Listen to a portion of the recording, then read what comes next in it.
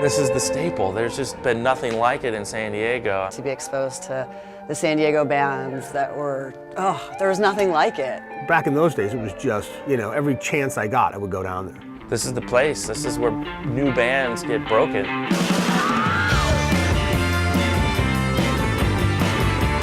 From 80 to 86, we put on shows at places like North Park Lions Club, Adams Avenue Theater, Wabash Hall right off the 805. Basically any hall that we could rent where they would let us put on a show, we would put on a show. In 86, me and two friends decided to try and open a bar, and the first bar we approached was the Pink Panther. Pink Panther did really, really well. A couple years later, the first Casbah location, somebody got a hold of us and said it was for sale. So we went and looked at it, and we're like, okay, let's buy this. And at the time, there was a promoter in town, Harlan Schiffman, and he did a lot of shows over at Spirit Club in the mid-'80s, and bands didn't like playing at the Spirit Club, so he started booking shows at Casbah.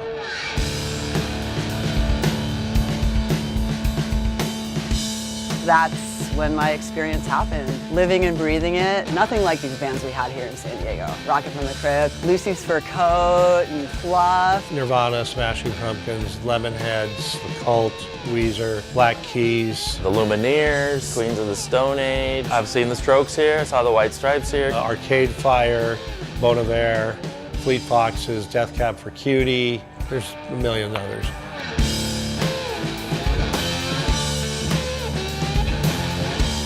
Tim Mays was playing pool against Eddie Vedder, and the bet is that if Tim won the pool game, he would get all of Eddie Vedder's royalties for like the next 10 years, and if he lost the pool thing, Eddie Vedder would get the club for like 10 years. Luckily for us, Eddie's never come in and collected on it. My most memorable experience at the Casbah was definitely seeing Nirvana.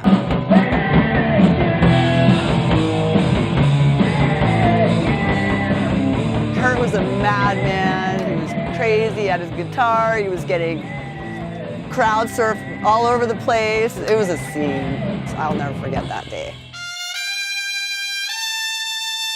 Another show which was pretty crazy, a band called the Extra Action Marching Band. Basically, it was a marching band, but kind of in the sense maybe a little bit more psychedelic, alternative, whatever. This was a 25-piece band that had drummers, horn players, baton twirlers, majorettes, guys with flags. And so they don't just play on stage, they're taking over the whole place and moving around, and it's very interactive, basically.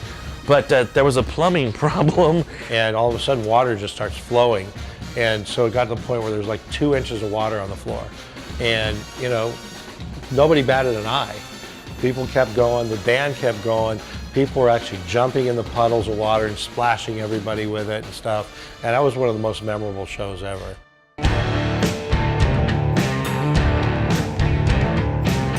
There was no place to kind of nurture the baby bands before they became huge. White Stripes, Nirvana, Arcade Fire. I mean, all these bands that everybody kind of like looks upon now as being the real cool, young alternative bands. They came through and they played there. I just think that, Tim and his partners have created an amazing buzz in San Diego and beyond, and because of that, it's become a legacy and put San Diego on the map.